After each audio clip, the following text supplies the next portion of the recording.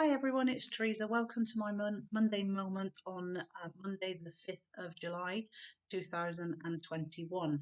I hope you've all had an amazing weekend, and particularly if you are stateside, I hope you've had an amazing Independence Day weekend and that you are fully rested and looking forward to the week ahead. So, thank you very much for joining me this morning. I'm going to be talking about something that has come up a number of times in the last month on the webinar, in coaching conversations that I've been having with some of my clients, some conversations with some customers, and also a couple of threads on LinkedIn that I've picked up on as well. And we're going to talk today about imposter syndrome. And I just want to share with you my particular brand of imposter syndrome. So let's have a look at this. So I'm looking at a website called verywellmind.com, and it says here that imposter syndrome refers to an internal experience of believing that you are not as competent as others perceive you to be. While this definition is usually narrowly applied to intelligence and achievement, it has links to perfectionism and the social context. To put it simply, imposter syndrome is the experience of feeling like a phony. You feel as though at any moment you're going to be found out as a fraud, like you don't belong where you are and you only got there through dumb luck. It can affect anyone, no matter their social status, work background, skill level, or degree of expertise. So, I know that some of you watching this will have been struggling with imposter syndrome, and I know that as that piece just said, it is so common that so many of us suffer from it. But I thought I'd just share my personal experience. So in 2000 and sorry, no, not 2000, in 1990, making myself a bit younger than I am, I was involved in quite a serious road traffic accident. I was on a motorbike, really into motorbikes at the time, and I was riding my bike, heading to work. I ran my own business at the time, and I had a head-on collision with a car. And I spent 2 years, pretty much 2 years, rehabilitating from massive injuries, actually.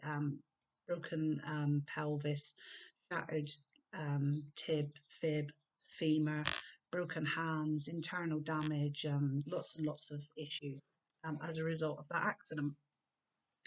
So at the time that I had the accident, which was on the 5th of May 1990, uh, I was quite an active person. So I was a long distance runner.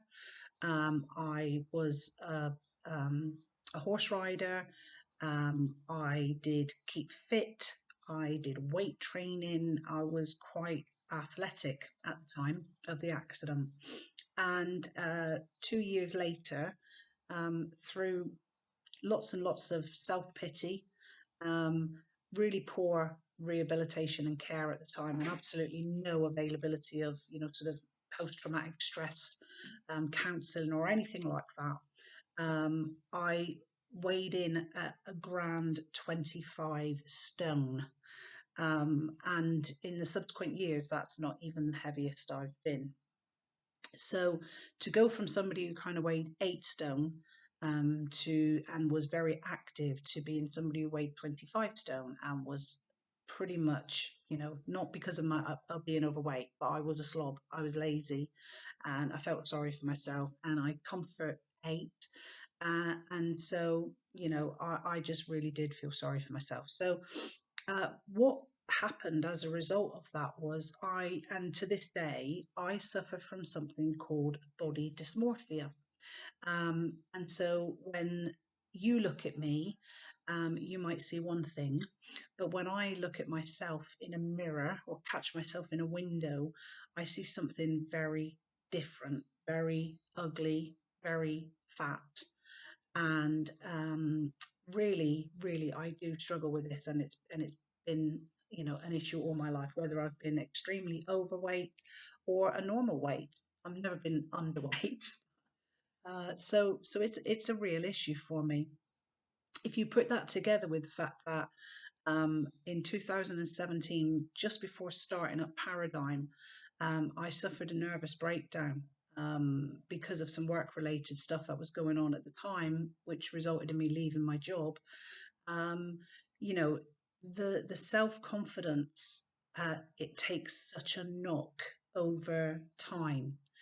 And so I set Paradigm up with all of this stuff going on around me in my head, which had been there for years, and straight off the back of some pretty heavy mental ill health issues. So to then sort of put myself into the place where I needed to be seen and to talk in front of people, to convince my clients that I know what I'm talking about, takes quite a lot out of me actually. That's not to say that I'm not getting better at it. I am, but you will notice that sometimes these Monday moments just disappear for a few weeks. I absolutely detest, and it's not just detest, but it's a real phobia of having my photograph taken, of being filmed, or actually just sitting in front of a camcorder and talking to the laptop like this. It's my idea of hell, but recognizing that I need to keep doing this because we need to share what we're doing as a company. And I'm so passionate about that kind of spurs me on and drives me to just get out there and do this. When I think about standing in front of a group of people, delivering a training course, speaking at an event, speaking at an online event, uh, talking to a group of customers, coaching some customers, when I think about those things, I have to kind of really continually reassure myself that these people do see value. They do derive value in what I have to say and what I bring to them and what I can show them. Every time, I have to really go through some pretty rigid preparation to do that. So it normally starts with throwing up. And kind of trying to convince myself that I look okay, with whatever I'm wearing. Look, I look okay. I'm acceptable to me in the mirror. And then, kind of like really psyching myself up to be able to go and do what I do. But what I do is so important. I am so passionate about making workplaces safer for people and for the leaders who run those workplaces. So, I have to put my own sort of personal feelings to one side. For those of you out there who are really suffering from this, this is the advice that I would give you. And I've had kind of, I suppose now, since the accident, 30, 31 years, 41 years, forgot my age, to kind of learn how to cope and deal with this. My advice is this: if by putting yourself out there today, you change one life, you improve the work environment for one person, then you'll have, you'll have added value, and that's all that matters. If you're in any doubt, look up Teddy Roosevelt's speech, which was the inspiration behind Brene Brown's recent book, which was Daring Greatly. Find it, read it, and just really take that in, because we spend too much time really, and I'm included in this, worrying about what other people think about us, worrying what other people will say about us or to us, and we end up living small lives, and we end up staying in ourselves and not sharing the great gifts that we've got inside us with the world. And I know that may sound like a really big big thing, but to me it is a big thing. So, imposter syndrome, it's horrible.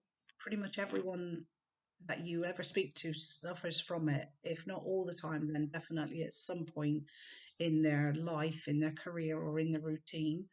And so you're not alone. But like me, just put it out there and hope for the best. But again, remember, it's the man in the arena who's daring greatly who really counts, and not the people in the cheap seats. So that's my little message for you this week. I hope it's added something for you. Have an amazing week. I look forward to catching up with you soon. Take care. Bye bye.